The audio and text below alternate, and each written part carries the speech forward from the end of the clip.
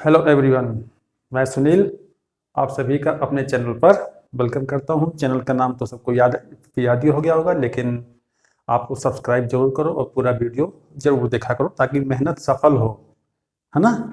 मेहनत जो मैं आप लोगों के लिए लेकर के आता हूं कॉन्सेप्ट। और रात के इस समय 11 बज रहे हैं, तो क्योंकि आज थोड़ा वीडियो आज से मैं शाम को ही वीडियोस अपनी अपलोड करूंगा। 6 से 8 के बीच में मेरी सारी वीडियोस अब पर डे अपलोड हुआ करेंगी इवनिंग में, तो इसीलिए थोड़ा सा आज मैं देर हो गया, है ना। तो 11 बज रहे हैं, सामने घड़ी लगी है मेरे, तो लेकिन आपके लिए मैं हाजिर हूँ। और सभी लोग अच्छे से अपनी स्टडी पर जो है कंसंट्रेट करें और पढ़ाई जरूर करते रहें। जो 10th के स्टूडेंट हैं या जो तैयारी करने वाले बच्चे भी हैं, और 10th के स्टूडेंट को मैं मतलब जो 10th के स्टूडेंट हैं मैं उनको बता दूं कि आपका हिस्ट्री तो वो सारे चैप्टर पूरे हो गए थे, उसके बाद ये सिविक्स का ये चैप्टर है, ये आज खत्म कर देंगे। तो इसके मैं एक अलग प्ले लिस्ट बना दूंगा ताकि आप लोगों को लेसन ढूंढने में आसानी रहे। उसके बाद कुछ पॉलिटिकल साइंस के भी टॉपिक बनेंगे जो कि बड़े बच्चों के लिए भी होंगे। बड़े बच्चों के 10th से लेकर के बड़े तक जो तैयारी करने वाले बच्चे हैं, ये सबके लिए है। सोशल साइंस आपको बेहतर करनी है क्योंकि 10th का बच्चा भी उतना समझदार हो जाता है और उसका एम बनने लगता है कि मुझे बनना क्या है। तो कोई गवर्नमेंट जॉब पाना है, सिविल सर्वेंट बनना है, यूपीएससी आईएएस बनना है या कोई परीक्षा पास करनी है, तो उसमें जीएस अपनी महत्वपूर्ण भूमिका निभाता है। उसके बिना आप अधूरे हो। तो ये मत देखिए कि ये 10th का सिलेबस है, मेरे किस काम का, बहुत काम का है ना। तो वीडियोस ये सारे देखो और अंडरस्टैंडिंग करते हुए चलिए, है ना। और आज का टॉपिक तो आप लोग देख ही रहे, मेरे पीछे लिखा हुआ है लोकतंत्र के परिणाम, आउटकम्स ऑफ डेमोक्रेसी, है ना। तो आउटकम्स ऑफ डेमोक्रेसी, लोकतंत्र के क्या परिणाम निकलते हैं, है ना, जो कि एक लोकप्रिय शासन प्रणाली है ना। किस प्रकार की शासन प्रणाली है? लोकप्रिय, डेमोक्रेसी, लोकतंत्र, जनता का शासन। अच्छा, कुछ ऐसा भी है कि इस शासन प्रणाली में कुछ कमियां भी होती हैं, है ना। जैसे हर इंसान में कुछ अच्छाइयां होती हैं, कुछ बुराइयां होती हैं, है ना। तो आदमी जो है इन सब का एक संगम है, वो चलता है ना। तो अच्छाइयां भी कभी कभी सामने आती हैं, है ना, तो कभी कभी कमियां भी लोगों के सामने आती हैं। तो इसी प्रकार से लोकतांत्रिक शासन प्रणाली ये लोगों का शासन है, जनता का शासन है। तो जनता कई प्रकार की तो ये जो होती है जनता, अलग अलग विचारधारा वाले लोगों का एक समूह होता है ना। तो ये इस पर डिपेंड करता है कि लोकतांत्रिक जो शासन प्रणाली है उस पर शासन कौन कर रहा है, और जो पार्टी शासन कर रही है वो किस स्तर तक सोचती है, उसके नैतिक सिद्धांत क्या है, किस आधार पर वो शासन कर रही है। दुनिया भर के देशों में अगर आप जाओ और डेमोक्रेसी की बात करो, शासन प्रणालियों को आप देखो तो अलग अलग है। कहीं का कहीं कहीं पर कम्युनिस्ट है, कहीं कहीं पर समाजवादी है, तो कहीं कहीं पर पूंजीवादी है, और वे कहलाते हैं लोकतांत्रिक शासन प्रणाली से। अमेरिका में भी डेमोक्रेसी है, हमारे हिंदुस्तान में भी डेमोक्रेसी है, रशिया एंड चाइना में भी डेमोक्रेसी है, लेकिन वहां की डेमोक्रेसी में अंतर है। रशिया और चाइना अगर साम्यवादी हैं, तो जो क्या नाम है यूएसए, वो क्या है, वो पूंजीवादी लोकतांत्रिक देश है ना। और हमारा देश इन दोनों का आप कह सकते हो एक मिश्रण है, एक समाजवादी लोकतांत्रिक देश है ना, जो कि मतलब कि जहां पर समाज और समाज में रहने वाले लोग अहम होते हैं, है ना। जहां पर पूंजी को मतलब कि बहुत महत्व नहीं दिया जाता है ना। महत्व किसका ज्यादा होता है? जनता का, है ना। तो एक प्रकार से ये इसीलिए इसको कहते हैं लोकप्रिय शासन प्रणाली। लेकिन ये हर देश में इसकी एक अलग अलग डेफिनेशन आपको नजर आएगी। लोकतंत्र के क्या परिणाम होते हैं, जहां पर ये शासन है उसके क्या परिणाम निकल करके आते हैं, ये उन मुद्दों पर आज की चर्चा है ना। आते हैं अपने टॉपिक पर। मेरा जो पहला जो पॉइंट बनता है यहाँ पर, आज दुनिया के 100 देश, आज दुनिया के 100 देश, 100+ 100 से ज्यादा 100 मतलब कि 100 देश किसी न किसी तरह की लोकतांत्रिक व्यवस्था चलाने का दावा करते हैं। मैंने क्या बताया, आज दुनिया के 100 से ज्यादा देश लोकतांत्रिक शासन व्यवस्था चलाने का दावा करते हैं।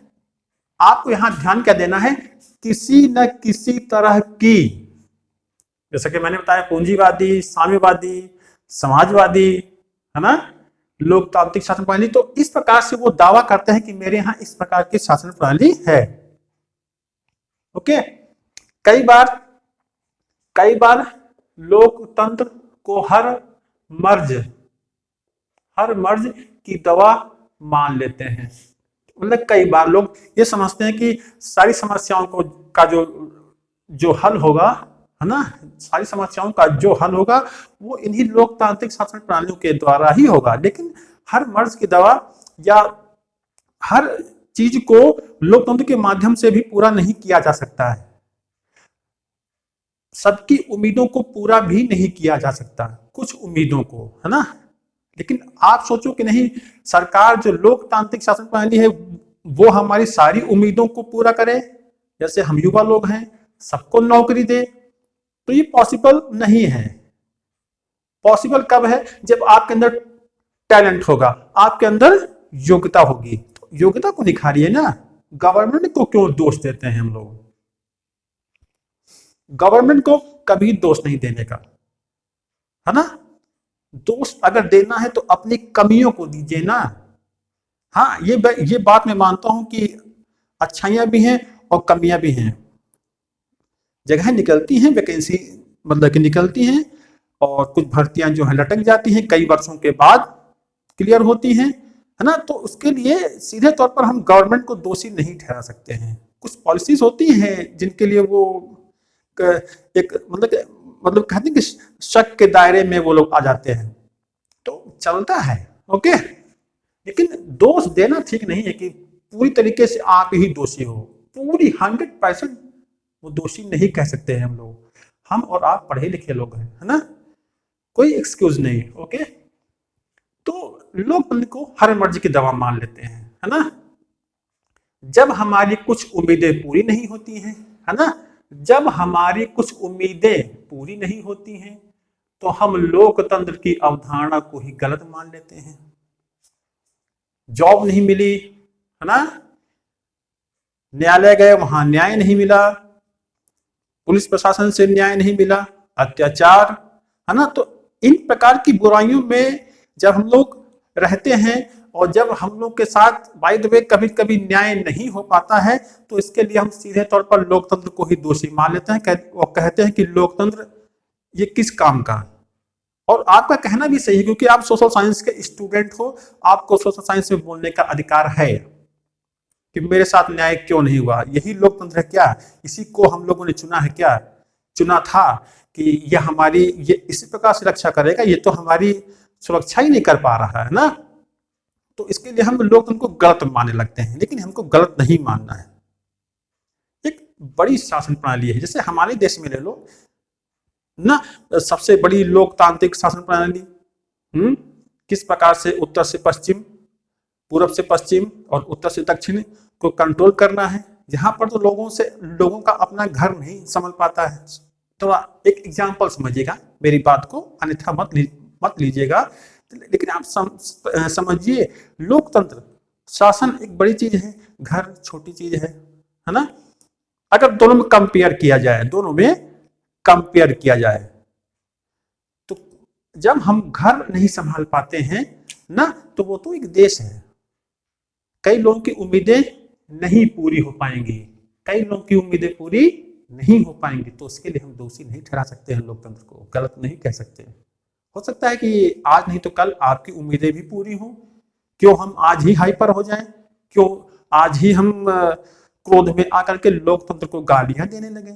कभी नहीं, नो, है ना। क्या इसी दिन के लिए हमने लोकतंत्र को पाया है? राजतंत्र का बहिष्कार किया था, नेपाल को याद करिए, है ना। आगे अवधारणा को गलत नहीं मानना। उसके बाद है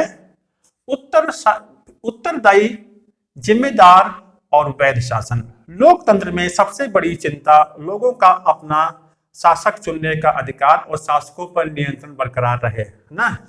लोकतंत्र में सबसे बड़ी चिंता लोगों का अपना शासक चुनने का अधिकार और शासकों पर नियंत्रण बरकरार मतलब कि रहे। सबसे बड़ी जरूरत होती है कि लोकतंत्र में जो सरकार बन रही है वो उत्तरदायी हो, अपने कार्यों के लिए जवाबदेह हो, जिम्मेदार हो, है ना, और शासन जो हो वो वैध हो, है ना। रिस्पॉन्सिबल गवर्नमेंट का होना बेहद जरूरी है ना। अगर ऐसा नहीं है तो चिंताजनक हालात हो जाते हैं, है ना। उत्तरदायी शासन प्रणाली अगर नहीं है तो कहने को तो पाकिस्तान में भी मतलब कि डेमोक्रेसी है, क्या वहां पर उत्तरदायी और जिम्मेदार सरकार है? क्या वो आतंकवादी गतिविधियों पर अंकुश लगा सकती है या लगा पाती है? अन्य देशों में जाएंगे, है ना, तो ऐसे बहुत सारे देश जैसे चाइना में चले जाओ तो वहां पर मीडिया पर किस प्रकार का सेंसरशिप लगा होता है, मतलब कि प्रतिबंध होता है। हांगकांग पहुंचो, आप मकाऊ पहुंचे, वहां के लोग चाइना से बात कर रहे हैं, मांग कर रहे हैं, तो क्या यही उत्तरदायित्व तो होता है इन लोकतांत्रिक शासन प्रणाली का, है ना। तो लोकतांत्रिक शासन प्रणाली का क्या होता है? उत्तरदायी, निष्पक्ष होकर के शासन करना, वैध शासन करना, गलत शासन ना करना। ओके, तो ये हो गया। और लोगों को अपना शासक चुनने का भी अधिकार होना चाहिए, है ना। ये जिम्मेदारी, यही तो वैध शासन है कि लोगों को अपने उम्मीदवारों को चुनने का अधिकार मिलना चाहिए सार्वभौमिक वैश्विक मताधिकार के आधार पर, है ना। आगे, और शासकों पर नियंत्रण भी बरकरार रहे, है ना। ये भी एक वैध शासन की पहचान है। जिन लोगों को हमने चुना है वे लोग निरंकुश ना होने पाए, उनके ऊपर भी जनता का शासन, एक कंट्रोल होना चाहिए, है ना। तो ये सब चीजें लोकतंत्र के अंतर्गत आती हैं। सबसे बड़ी चिंता जो कि ये निकल के आती है, लोगों को अपना शासक चुनने का अधिकार होना चाहिए। चीन में तो केवल कम्युनिस्ट पार्टी ही हमेशा चुनाव जीतती आई है, अन्य दल है लेकिन उनको वो चुनाव जीतने का, उनको चुनाव में लड़ने और उतरने, है ना, की आजादी होती है, लेकिन जीतता कौन है? आपकी ये चाइना की कम्युनिस्ट पार्टी, है ना। तो एक प्रकार से कह सकते हो निरंकुश है। तो ये एक वैध शासन नहीं माना जाएगा चाइना का। और शासकों पर कंट्रोल, आइए, फैसलों के मूल्य के हिसाब से, है ना, जाए मतलब देखा जाए फैसलों के मूल्य के हिसाब से सरकार जो फैसले करती है उसके आधार पर हम कितना लोकतांत्रिक शासन प्रणाली को सफल मान सकते हैं, है ना। डिसीजन सही समय पर लेना, डिसीजन लेने में देरी हो जाना, ये इस पर भी डिपेंड करता है कि गवर्नमेंट कितनी सक्सेसफुल है, गवर्नमेंट लोकतांत्रिक डेमोक्रेटिक गवर्नमेंट कितनी अच्छी है। फैसलों को जल्दी लेने में और फैसलों को लेने में देरी, उसके हिसाब से भी इसका एक मूल्यांकन होता है। जैसे ऐसी सरकार जो तेज फैसले लेती है ना, तेज फैसले लेती है, ओके, तेज फैसले लेती है, लेकिन कुछ ऐसे फैसले ले सकती है जो या जिसे लोग स्वीकार ना करें और लोगों को परेशानी भी हो सकती है। डिसीजन लेना एकदम अटेंडम में अचानक तो क्या होता है, लोगों के सामने दिक्कतें पेश होती हैं, है ना, और लोगों को कई प्रकार की समस्याओं का सामना करना पड़ सकता है ना। जैसे नोटबंदी के दौरान अचानक लिया गया एक डिसीजन था वो, जिसकी वजह से आप लोगों ने देखा उन जाड़े के मौसम में कैसे लोगों को परेशानियों का सामना करना पड़ा, और ये राजनीतिक मुद्दा भी बनाया गया, है ना। और इसके पीछे बहुत सारे रीजन भी बनाए गए, क्या कारण थे, किस वजह से अचानक इतने बड़े पैमाने पर लोगों को परेशान किया गया। लोगों की राय है, क्योंकि पॉलिटिक्स एक सोशल साइंस का विषय है, बोलने को सबको आजादी देता है, ये मैं बार बार कहता हूं, है ना। पॉलिटिकल साइंस सोशल साइंस के अंतर्गत आता है, तो लोगों को बोलने की आजादी है कि सरकार क्यों इतनी जल्दी फैसले लेती है कि जनता को मानने में हिचकिचाहट हो। अगर मान ही ले तो किस प्रकार से इतनी जल्दी उन कानूनों को मानने के लिए वो तत्पर दिखेगी या तत्परता दिखाएगी। तो कितना नुकसान होगा, है ना। तो इस प्रकार से जल्दी फैसले लेना भी सरकार का जो मूल्यांकन होता है वो निगेटिव पॉइंट में चला जाता है। उसके बाद कुछ फैसलों में देरी हो सकती है, कुछ फैसलों में देरी हो सकती है और पूरी प्रक्रिया को माना है और संभावना है लोग इस फैसले को मानेंगे। कुछ फैसले होते हैं जिनको लेने में देरी, मतलब कि देरी होती है ना, और हो सकता है कितना समय लग जाए। जैसे एग्जाम्पल के तौर पर आप देखो, जो कानून बनता है कितनी लंबी प्रक्रिया के बाद बनता है। अगर तुरंत बना लिया जाए तो कितनी कमियां होंगी। एक एग्जाम्पल है ये, 3 वाचन होते हैं दोनों सदनों में, उसके बाद राष्ट्रपति के पास जाता है, तब जाकर के कहीं वो एक विधेयक एक कानून का रूप धारण कर लेता है ना। तो देरी से लिए गए फैसले ये दर्शाते हैं, देरी से लिए गए फैसले ये दर्शाते हैं कि उस फैसले को लेने में, उस फैसले को तय करने में पूरी प्रक्रिया को माना गया है। एक लंबी प्रोसेस के बाद ही कोई फैसला लिया गया है, ये उस ओर संभावना करना है। तो लोगों के अंदर एक कहते हैं कि पॉजिटिव सोच आएगी कि इतनी देर के बाद फैसला सुनाया गया, जरूर पूरी प्रक्रिया का पालन किया गया है। तो हो सकता है लोग उस प्रक्रिया को माने भी। हो सकता है पहले वाला भी सही हो जाए, लेकिन दूसरे वाले में हो सकता है कि प्रक्रिया का पालन किया गया है और लोग उसको एक्सेप्ट भी कर लेते हैं। कई देशों में बहुत से आंदोलन हुए हैं। जैसे फैसले करने में आप देख सकते हो, जब गांधी जी साउथ अफ्रीका में थे, गिरमिटिया मजदूरों का आंदोलन वो कर रहे थे, उनके लिए, उनके हित के लिए लड़ रहे थे, तो वहां की गवर्नमेंट ने किस प्रकार से 20-22 साल लगा दिए गिरमिटिया मजदूरों को उनका अधिकार देने में, है ना। तो एक लंबी प्रोसेस के बाद जो डिसीजन निकल के आता है, हालांकि देरी होती है, लोगों को समस्याओं का सामना भी करना पड़ता है, लेकिन देर आए दुरुस्त आए, ये कहावत चरितार्थ होती है। ओके। लोकतंत्र में इस बात की व्यवस्था होती है कि फैसले कायदे कानून के अनुसार होंगे, जिन्हें जाना भी जा सकता है। इसे पारदर्शिता भी कहते हैं, है ना, इसे पारदर्शिता भी कहते हैं। लोकतंत्र में इस बात की व्यवस्था होती है कि जितने भी फैसले होंगे वो कायदे कानून के अनुसार ही होंगे, है ना।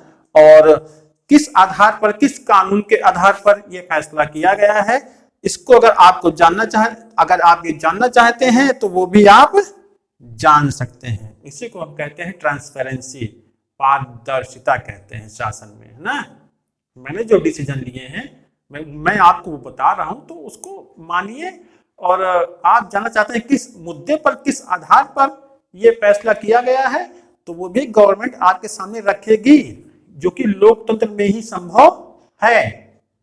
ना कि तानाशाही, ना कि वो राजतंत्र शासन प्रणाली, वहां तो केवल डिसीजन होता है, आपको फॉलो करना पड़ेगा। आप वहां पर ये जब सवाल नहीं कर सकते हो कि किस आधार पर ये आपने लागू किया। इतिहास उठा के देखिए, जब राजाओं के द्वारा टैक्स लगाया गया, कर लगाया जाता है, तो जनता उसको एक्सेप्ट करती, स्वीकार करती है और उसको अदा भी करती है। लेकिन जब अति हो जाती है तो आंदोलन भी होते हैं, ऐसा नहीं है।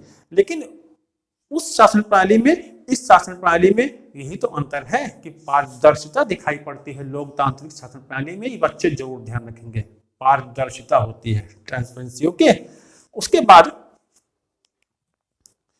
लोकतांत्रिक सरकार नागरिकों को निर्णय की प्रक्रिया में हिस्सेदार बनाती है और खुद को उनके प्रति जवाबदेह बनाने वाली कार्यविधि भी विकसित कर सकता है। लोकतांत्रिक सरकार नागरिकों को निर्णय प्रक्रिया में हिस्सेदार बनाती है ना। जो भी निर्णय होता है, जो भी कानून होता है, जो भी फैसला होता है, संसद के दोनों सदन मिलकर करते हैं, लोकसभा, राज्यसभा। तो यहां पर लोकतांत्रिक सरकार नागरिकों को निर्णय प्रक्रिया में हिस्सेदार बनाता है ना। इसके लिए जैसे लोकसभा है, लोकसभा में के जो मेंबर होते हैं वो जनता के द्वारा चुने जाते हैं, जो कि जनता का प्रतिनिधित्व करते हैं ना। तो एक प्रकार से आप देख ही रहे हो कि इन प्रतिनिधियों के माध्यम से, जो कि जनता जिनको चुन के भेजती है, जनता उन प्रतिनिधियों के माध्यम से उन फैसलों में शामिल हो रही है।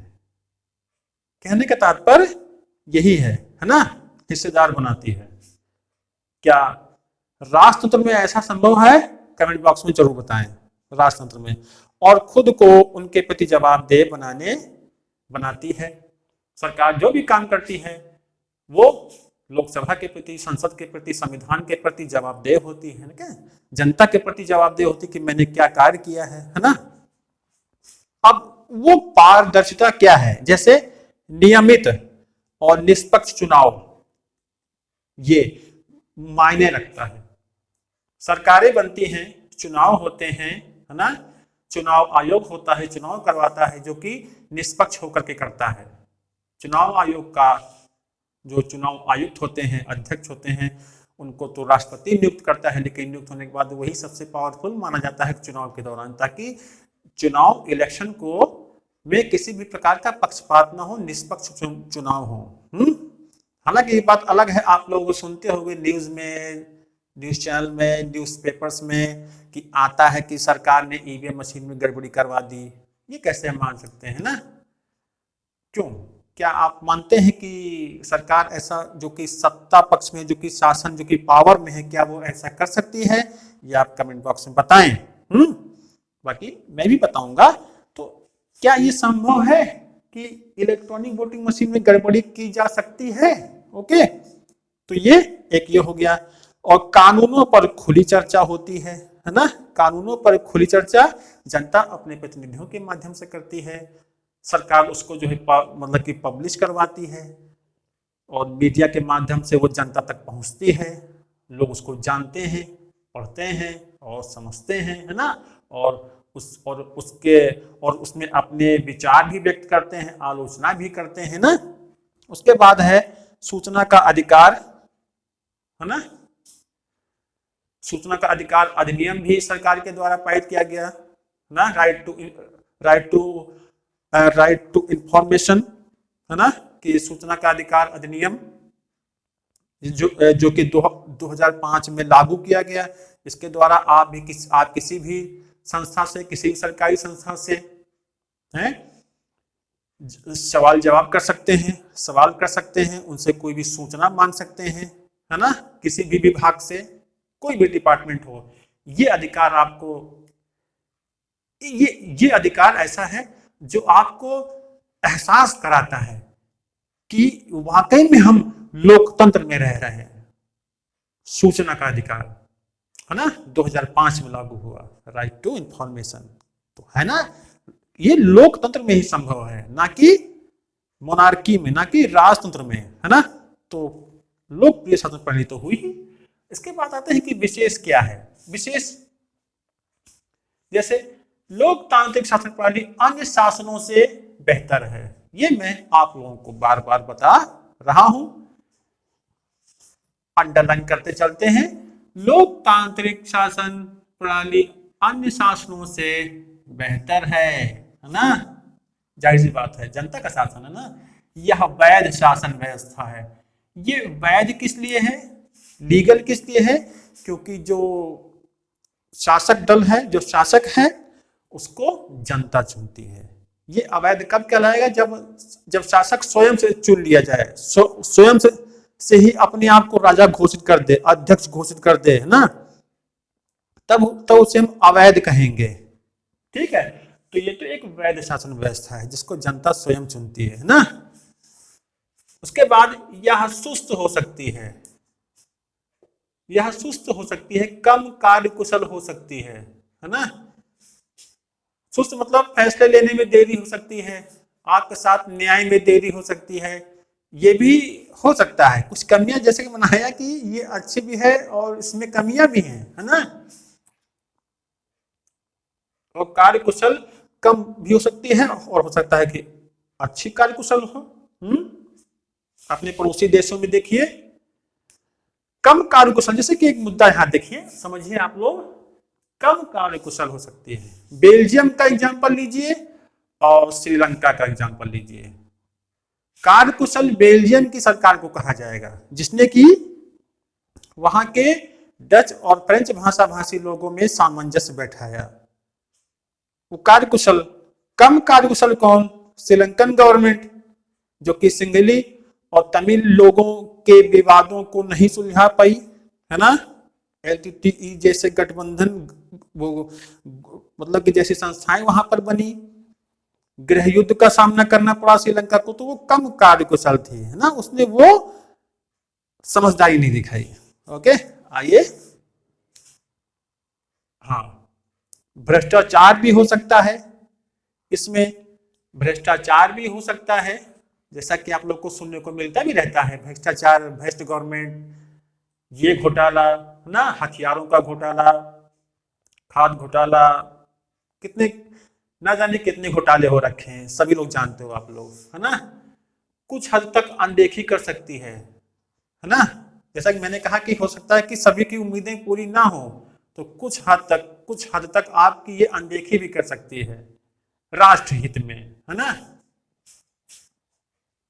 लेकिन यह लोगों की अपनी शासन व्यवस्था है, इसलिए ये चलता है। कमियां हैं, ओके, चलेगा, है ना। बहुत कमियां ना हो जाए कि आंदोलन ही खड़ा हो जाए, लोग शासक दल को ही नजरबंद कर दें, गृह युद्ध शुरू हो जाए, वो भी नौबत ना आनी पाई, इतना भी सोच ना हो जाए कि सो ही जाए, उसको जगाने के लिए धमाकों की जरूरत पड़े। जैसे असेंबली में जब भगत सिंह ने बम फेंका तो क्या कहा था कि बहरों को जगाने के लिए धमाकों की जरूरत है, बहरों को जगाने के लिए धमाकों की जरूरत है। तो भैया ऐसा नौबत ना आने पाए आपके डेमोक्रेटिक सिस्टम में कि बम गिराने पड़े, सरकार तब जागे, अरे हाँ क्या हुआ, क्या करना है, वो नौबत ना आने पाए। यहां तक ये नौबत ना आए कि सो ही जाए, है ना। थोड़ा सुस्त हल्का चलता है, एकदम कदम रखना ही बंद हो जाए वो नहीं चलेगा ना। तो चलता है, ये सारी सिस्टम्स हैं, क्योंकि यह अपनी शासन व्यवस्था है ना। जैसे घर होता है, घरों में भी बहुत सारी कमियां होती हैं, लेकिन चलने दो, है ना। लेकिन जब बहुत बिगड़ने वाला होता है तो माँ बाप भी और सारे ये फैमिली के मेंबर भी आपस में मिलकर के कुछ सलाह मशवरा करते हैं और मुद्दे को सुलझाते हैं। ओके, उसके बाद है असमानता और गरीबी में कमी। असमानता और गरीबी में कमी, लेकिन वास्तव में लोकतांत्रिक व्यवस्थाएं आर्थिक असमानताओं को कम करने में ज्यादा सफल नहीं हो पाई हैं। असमानता और गरीबी में कमी, लेकिन वास्तव में ये व्यवस्थाएं, अच्छा देखो, असमानता को जहां तक खत्म करने की बात आती है तो उसके लिए बहुत सारे कानून बना दिए गए हैं। जैसे हमारे देश में संविधान संशोधन करके अस्पृश्यता का अंत कर दिया गया है, जो कि अच्छी बात है ना। बाल श्रम कानून बनाया गया है, अगर बाल श्रमिकों से काम लिया जाता है तो वो अवैध माना जाएगा ना। तो ऐसे बहुत सारे असमानताओं को समाप्त कर दिया गया है, जैसे जातिगत असमानताएं, उनको समाप्त कर दिया गया है। लेकिन कुछ असमानताएं वो चलता है, तो इनको तो लगभग खत्म कर दिया गया है संविधान के द्वारा। हालांकि असमानताएं दिखती हैं ग्रामीण स्तर पर ज्यादा, शहरी स्तर पर तो लगभग बहुत कम, लेकिन ग्रामीण स्तर पर ज्यादा असमानताएं दिखती हैं ना। तो ग्रामीण परिवेश के लोग भली भांति समझते हैं इस बात को, है ना, बताने की क्या जरूरत है ना। और रही बात गरीबी की, लेकिन वास्तव में इन आर्थिक असमानताओं को कम नहीं किया जा सका है, हाँ, और इनको कम करने में ज्यादा सफल भी नहीं हो पाई हैं लोकतांत्रिक सरकारें, और जिसके लिए कई देशों का उदाहरण भी दिया जा सकता है ना। जैसे हमारे ही देश को आप देख लो, बांग्लादेश को देख लो, है ना, पड़ोसी देश मुल्क पाकिस्तान को देख लो, यहाँ पर असमानताएं दिखती हैं। किसमें? आर्थिक असमानता दिखती है। जैसे हमारे देश में ही देख लो, कहते हैं ना कि जैसे पूंजी का केंद्रीकरण, हमारे देश में अमीर हैं तो बहुत ही अमीर लोग हैं और गरीब हैं तो बहुत ही गरीब लोग, मतलब कि लोग हैं। तो इस असमानता को, इस खाई को अभी पाटा नहीं जा सका है, कमी है हमारे देश की ना। और कैसे खत्म करें कि ना करें।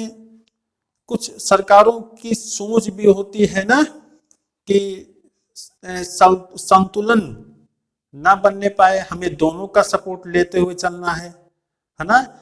अगर सभी लोग समझ रहे होंगे ना, मतलब ना मेरी बात को, जैसे अंग्रेजों का शासन कैसा था, फूट डालो और राज करो की मतलब की नीति, तो उसी प्रकार से ये कमियां एक्चुअल में बना के रखी जाती हैं या इस असमानता को खत्म करने का कोई कोशिश नहीं किया जाता है ना। तो ये सब मुद्दे हैं जिन पर चर्चा होनी चाहिए, है ना।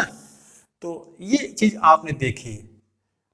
तो और उसके बाद है सामाजिक विविधताओं में सामंजस्य, है ना, बैठालती है कौन सी शासन प्रणाली, लोकतांत्रिक शासन प्रणाली।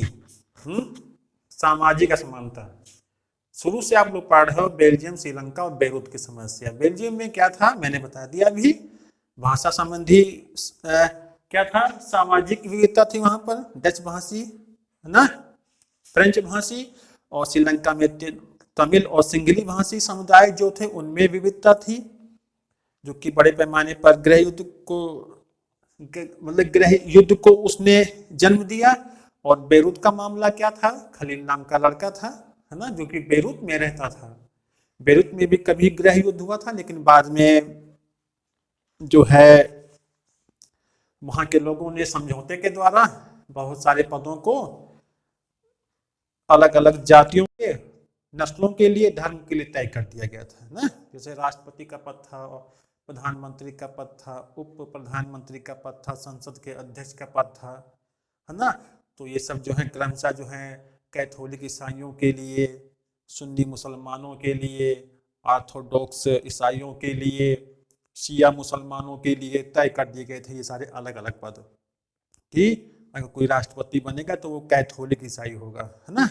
तो एक प्रकार से आप यहाँ देख रहे हो विविधताओं में सामंजस्य बैठाने का काम किया, है ना। और ये जो विविधता में सामंजस्य बैठाना गया है, ये कैसा हो सकता है, ये स्थायी भी हो सकता है और अस्थायी भी हो सकता है, राइट। स्थायी कैसे, जैसे बेरूत में राष्ट्रपति का पद जो है कैथोलिक ईसाइयों के लिए है, लेकिन जो खलील लड़का है वो तो मुस्लिम है ना। अगर उसकी इच्छा है कि मुझे राष्ट्रपति बनना है, तब तो वो राष्ट्रपति नहीं बन सकता, क्योंकि वो कैथोलिक ईसाई नहीं है ना। अगर वो उप प्रधानमंत्री बनना चाहता है तो वो ऑर्थोडॉक्स ईसाई नहीं है, तो या तो वो अपना पहले धर्म बदले, अगर उसको अपना धर्म नहीं बदलना है, बदलने की इच्छा नहीं है, तो वो कैसे पाएगा राष्ट्रपति का पद। अब आप ये लोग सोचो, प्रश्न बनता है ना। अगर ये सुन्नी मुसलमान है, अगर ये सुन्नी मुसलमान है और ये चाहता है कि मैं संसद का अध्यक्ष बनूं, तो क्या पहले ये शिया मुसलमान बने, शिया मुसलमान बने। तो अगर इसी प्रकार की विचारधारा वाले लोग अगर हो जाएं, तो जो सामाजिक विविधता यहाँ पर में सामंजस्य जो आपको यहाँ पर दिख रहा है, क्या वो स्थायी होगा? नो, वो अस्थायी हो जाएगा। तो ये सिस्टम बदलते रहते हैं, बनते रहते हैं, बिगड़ते रहते हैं। ओके, ये स्थायी नहीं होते हैं और अस्थायी भी नहीं होते हैं। ओके, उसके बाद दो शर्तें क्या हैं जिसके आधार पर लोकतंत्र को कहा जा सकता है ना कि एक्चुअल में ये दो शर्तें लोकतंत्र को जरूर पूरी करनी चाहिए। अब वो दो शर्तें क्या हैं, इंपॉर्टेंट है ये। अब वे दो शर्तें क्या हैं, लोकतांत्रिक सरकार को गौर करना जरूरी है, ध्यान देना जरूरी है ना, कि लोकतंत्र का सीधे अर्थ बहुमत की राय से शासन करना नहीं है। यहां बहुमत की राय से मतलब है जो लोग बहुसंख्यक हैं, जो बहुमत वाले हैं, क्या उन्हीं लोगों की राय से शासन चलना चाहिए? नो, जो अल्पमत में है उनके आधार पर भी शासन चलना चाहिए। Right, I am right? Yes, मैं अपनी तारीफ नहीं कर रहा हूं, आई एम राइट, आप लोग कमेंट बॉक्स में, है ना। बहुमत की राय से शासन करना नहीं है। ओके, बहुमत माने, बहुमत तो आप समझ रहे हो कि एक अच्छी चीज है। बहुमत माने सबका मत, बहुमत माने यहाँ पर बता रहा है, संकेत कर रहा है जो बहुमत में है, बहुसंख्यक है। ओके, और बहुमत को सदा ही अल्पमत का ध्यान रखना होता है। तो पहली शर्त लोकतंत्र की ये है कि वो इसको जरूर पूरा करे, बहुमत का सिस्टम और अल्पमत का सिस्टम, है ना, में सामंजस्य होना चाहिए। उसके बाद है यह समझना जरूरी है कि बहुमत के शासन का अर्थ, बहुमत के शासन का अर्थ नस्ल, धर्म अथवा भाषाई आधार के बहुसंख्यक समूह का शासन नहीं होता, है ना। बहुमत के शासन यानी कि जो बहुमत में है, जो बहुसंख्यक हैं, तो उनके शासन का अर्थ मतलब ये नहीं है कि तुम नस्ल के आधार पर ज्यादा हो या धर्म के आधार पर ज्यादा हो या भाषाई आधार पर आप ज्यादा हो, है ना, तो उसी आधार पर इन समूहों का शासन नहीं हो सकता। जैसे जिस नस्ल के लोग ज्यादा हैं, है ना, कोई कहे जैसे हिंदुस्तान हिंदुओं का देश है ना, तो हिंदू को ही तो मतलब कि हिंदुओं को ही तवज्जो मिले, ऐसा नहीं है, सबको तवज्जो मिले, बराबर का तवज्जो मिले, है ना, तभी तो वो शर्त पूरी होगी दूसरी वाली, है ना। तो इस प्रकार से ये बताया गया।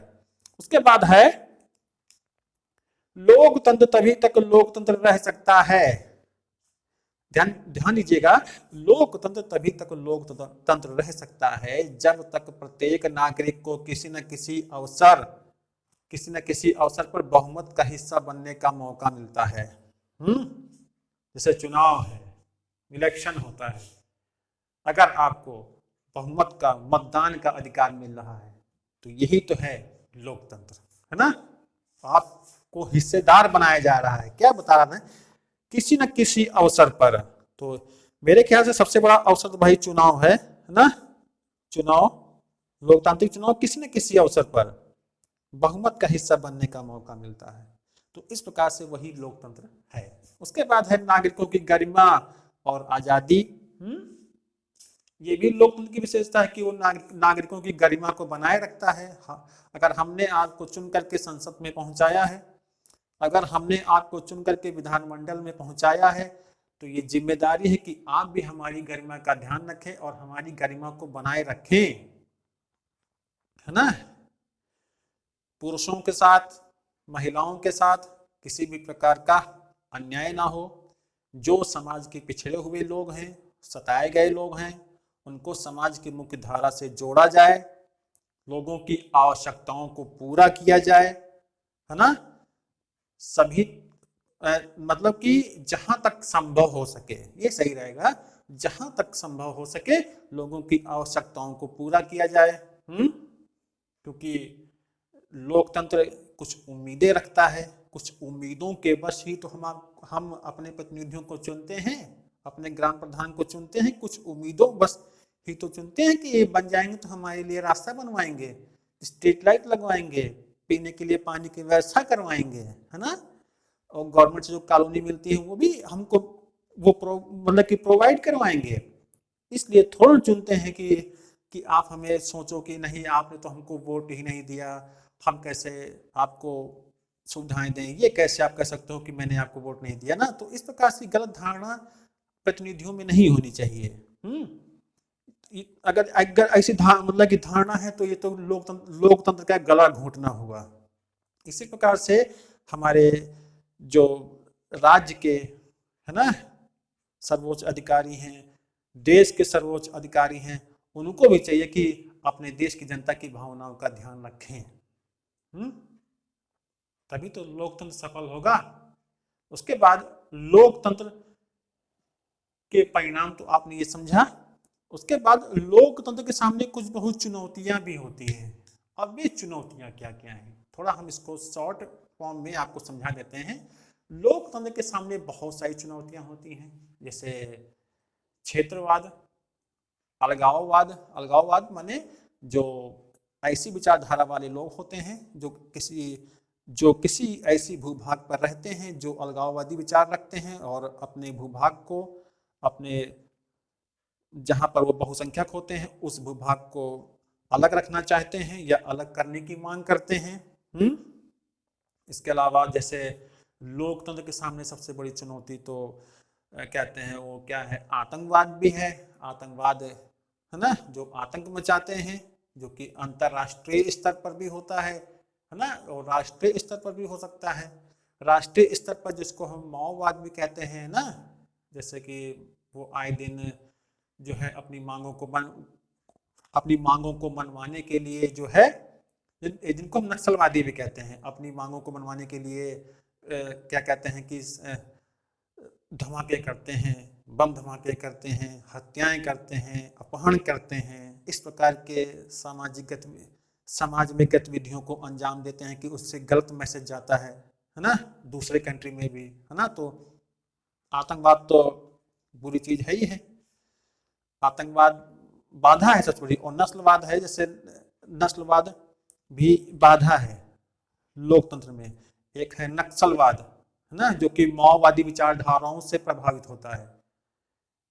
आप लोगों ने नक्सलवादियों का नाम सुन रखा होगा। नक्सलवाद, इसकी जो शुरुआत हुई थी ये पश्चिम बंगाल में हुई थी। नक्सलवाड़ी वहाँ पर पड़ता है, डिस्ट्रिक्ट पड़ता है नक्सलवाड़ी, तो एक्चुअल में शुरुआत वहीं से हुई थी, तो इसीलिए इसका नाम पड़ गया नक्सलवाद। और ये प्रभावित किससे होता है? माओवादी विचारधारा से, है ना, जो कि चाइना से जन्मा है वो वाला विचार माओ, जो कि जमींदारों के खिलाफ एक हथियारबंद एक आंदोलन था। कहते हैं कि जो जनता की आवाज होती है वो बंदूक के नाल से निकलती है, जनता की शक्ति जो होती है वो बंदूक की नाल से निकलती है। तो इसी विचारधारा पर आधारित है ये नक्सलवाद, जिससे झारखंड, छत्तीसगढ़, महाराष्ट्र, ओडिशा, तो ऐसे बहुत सारे भूभाग इससे जो हैं प्रभावित हैं राज्य, है ना। और भाषा के आधार पर, है ना, तो ऐसे बहुत सारी चुनौतियां हैं जो लोकतंत्र को पेश करनी होती हैं। तो इतना आसान भी नहीं होता है, जो मैंने कहा कि ये सुस्त भी हो सकता है, ये सभी की उम्मीदों को भी पूरा नहीं कर सकता है। तो इसके लिए हमें समझना चाहिए कि कितनी बड़ी चुनौती है यार, है ना। क्या ये कम है क्या कि आपको ये शासन में भागीदार बना रहा है? ये क्या ये कम है? आप उस शासन में भागीदार हो रहे हो, वोट कर रहे हो, अपनी पसंद की सरकार को चुन रहे हो, क्या ये कम है? तो थोड़ा सब्र रखो ना, आपकी उम्मीदें पूरी होंगी, है ना।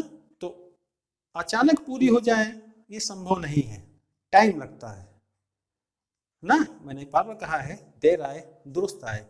तो आपको आज का टॉपिक मेरा कैसा लगा, और कमेंट बॉक्स पे लिखिए, और पूरा वीडियो जरूर देखिए। अब कुछ पॉलिटिकल साइंस में जो हिस्ट्री रिलेटेड वीडियोस होते हैं वो मैं अब अपलोड करूंगा ना, और 10th की मैं प्लेलिस्ट बना दूंगा, वो भी बच्चे देखते रहें। और सारे स्टूडेंट, चाहे वो तैयारी करने वाला हो बड़ा से बड़ा, चाहे छोटे छोटा, सोशल साइंस को जो मैं पढ़ा रहा हूँ पढ़ो, पूरा वीडियो देखो, और जैसी डिमांड हो कमेंट बॉक्स में जरूर करते हैं। तो आपको मिलते हैं अपने नेक्स्ट वीडियो में। Okay, thank you.